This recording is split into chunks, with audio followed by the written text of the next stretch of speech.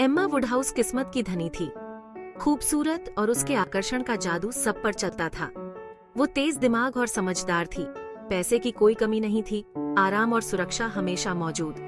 जिंदगी मानो उसके लिए बिछी हुई थी, अपनी दुनिया की रानी, हार्टफील्ड की मालकिन। लेकिन इस चमक दमक के पीछे एम्मा एक मासूम सी लड़की थी।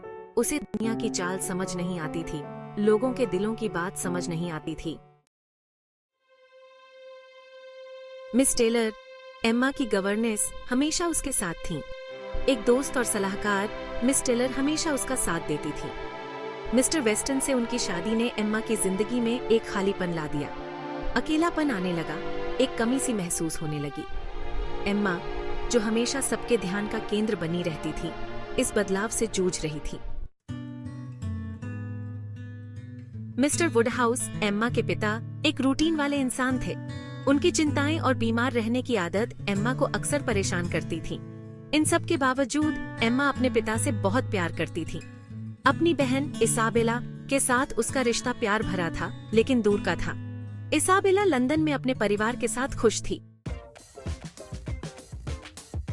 हाईबरी एक छोटा सा गांव, जहां लोग समाज में अपनी जगह के हिसाब से रहते थे। और सबसे ऊपर थी एम्मा वुडहाउस। उसकी राय मायने रखती थी। उसकी मौजूदगी में सबकी नजरें उसी पर होती थीं। लेकिन इस रुतबे ने उसे अकेला कर दिया था। भाग 5। रिश्ता बनाने का शौक और उसके खतरे। एम्मा को लगता था कि वो बहुत समझदार है और दूसरों के लिए अच्छे रिश्ते चुन सकती है, लेकिन उसका ये दखल अक्सर गड़बड़ कर देता था। वो भले ही नेक इरादे से करती थी, पर उसे ये समझ नहीं था कि सामने वाले के दिल में क्या है। भाग 6। मिस्टर नाइटली, समझदार आवाज और प्यार का एहसास। मिस्टर नाइटली, परिवार के करीबी दोस्त, एम्मा को अच्छी तरह समझते थे। वो उसकी बातों पर सवाल उठाते थे, उसके दखलंदाजी की आलोचना करते थे। उनके बीच हंसी मजाक के पीछे एक गहरा लगाव था।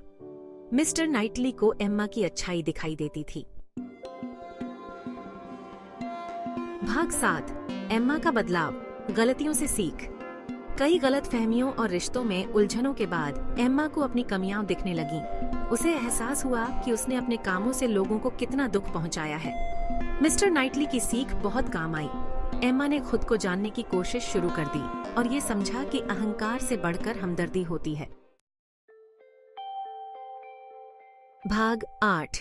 एम्मा वुडहाउस का जादू। एम्मा वुडहाउस अपनी कमियों के बावजूद एक दिलचस्प किरदार है। उसकी कहानी से लोग खुद को जोड़ पाते हैं।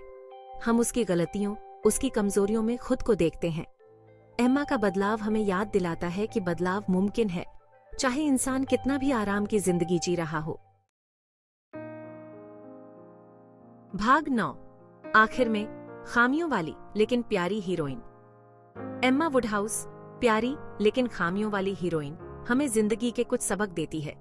प्यार, दोस्ती और खुद को जानना, ये सब एक दूसरे से जुड़े हुए हैं। उसकी कहानी हमें याद दिलाती है कि असली खुशी अपनी कमियों को स्वीकार करने और खुद को बेहतर बनाने में है।